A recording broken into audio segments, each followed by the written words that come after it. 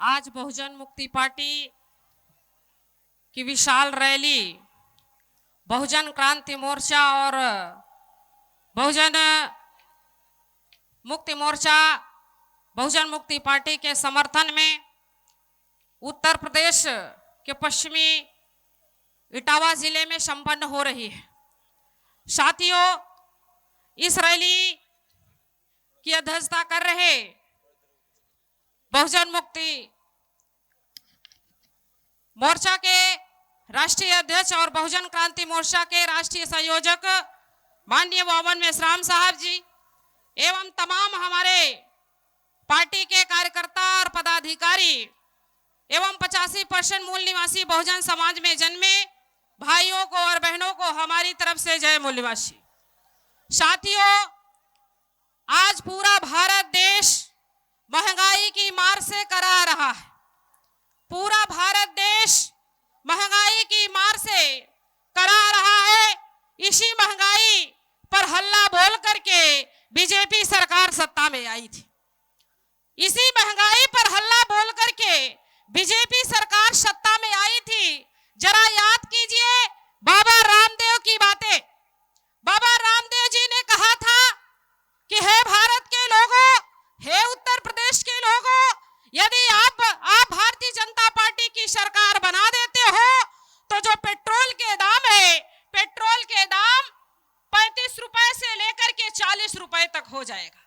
लेकिन आज सवाल यह खड़ा होता है, क्या डीजल और पेट्रोल के दाम कम हुए? डीजल और पेट्रोल के दाम कम हुए? नहीं कम हुए। पेट्रोल 100 रुपए के पार हो रहा था, अभी उसमें 5 रुपए घटाया गया। 5 रुपए घटाया गया यानी 95 रुपए हो गया। और यही नहीं, भारत के प्रधानमंत्री नरेंद्र मोदी जी ने बड़े बड़े होर्डिंग्स लगवाए और होर्डिंग्स लगवा करके यह प्रचार किया कि हमारी जो महिलाएं हैं, गांव में रहने वाली महिलाएं हैं, मिट्टी के चूल्हे पर और लकड़ी से जब खाना बनाती है, उससे जो धुआं निकलता है, उस धुएं से उनकी आंखें खराब हो जाती है। उनकी आंखें खराब ना हो, इसके लिए उज्ज्वला भविष्य की योजना लाए और योजना ला करके करोड़ों लोगों को मुफ्त में कनेक्शन देने का काम किया। मुफ्त में कनेक्शन देने का काम तो किया, लेकिन जो उसमें सब्सिडी मिलती थी उस सब्सिडी को ही खत्म कर दिया।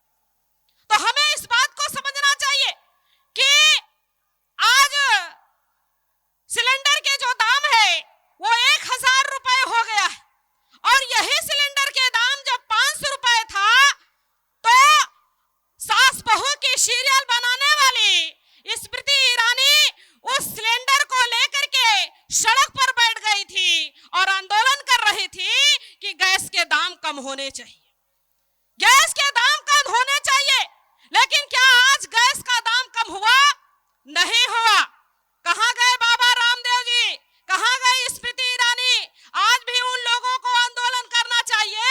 हमें इस बात को समझना होगा। साथियों, भारतीय जनता पार्टी ने 2 करोड़ नौजवानों को नौकरी देने का वादा करके करोड़ों जिंदगियों को बर्बाद करने का काम किया। करोड़ों जिंदगियों को बर्बाद करने का काम किया। और उत्तर प्रदेश के नौजवान जब उत्तर प्रदेश की राजधानी लखनऊ में नौकरी मांगने के लिए आते हैं तो उनके ऊपर लाठियां बरसाई जाती है। प्रशासन के द्वारा उनके ऊपर लाठियां बरसाई जाती है।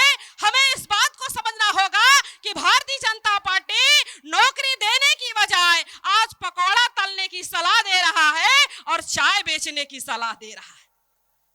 चाय बेचने की सलाह दे रहा है और पकौड़े तलने की सलाह दे रहा है। तो मैं आपसे पूछना चाहती हूँ, क्या पकौड़ा तलने के लिए और चाय बेचने के लिए डिग्रियों की जरूरत है? नहीं है। हमें इस बात को समझना होगा। आप लोगों को इस बात को समझना होगा कि आज साथियों, किसानों की 3 काले कानून पास करके ला करके उनको सड़कों पर आंदोलन करने के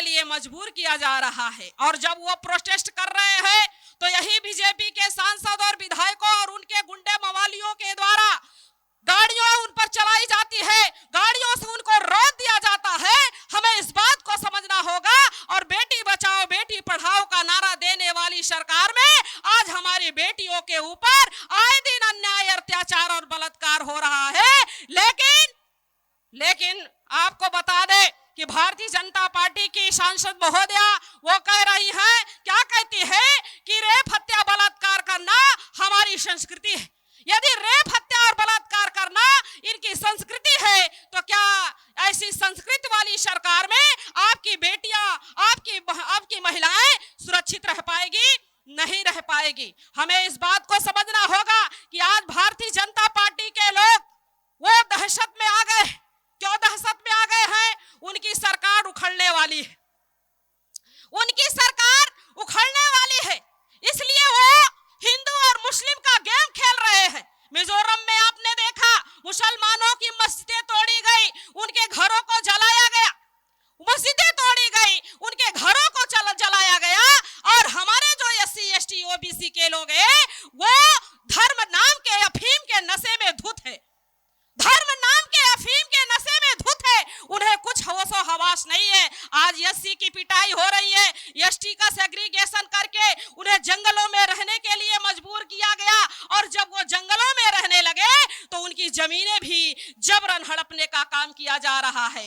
और मुसलमानों को मां ब्लीचिंग के नाम पर पिटाई हो रही है। और OBC का उत्तर प्रदेश के अंदर दिन दहाड़े इनकाउंटर के नाम पर हत्याएं की जा रही है। आपकी शिक्षा खत्म हो रही है, आपके धंधे चौपट हो रहे हैं, नौकरियां खत्म हो रही है, आपके सारे हक और अधिकार, मान और सम्मान खत्म हो रहे हैं। आखिर कब तक आप लोग सोते रहोगे?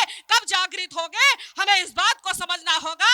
बाबा साहब अंबेडकर ने कहा था कि आप गुलामी में पैदा हुए हो, इसके जिम्मेदार नहीं हो, लेकिन गुलामी में मरोगे इसके सबसे बड़े जिम्मेदार होंगे। और कब होंगे?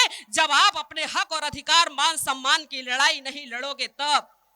और उन्होंने कहा था कि मैंने आपको अपनी गुलामी से आजादी दिलाने के लिए एक बहुत बड़ा हथियार दिया है, और वो हथियार है वोट का हथियार। वोट बहुत कीमती होता है, बहुत बहुमूल्य होता है। अगर इसका सही जगह इस्तेमाल करोगे तो राजा बनोगे, गलत जगह इस्तेमाल करोगे तो भिखारी बनोगे।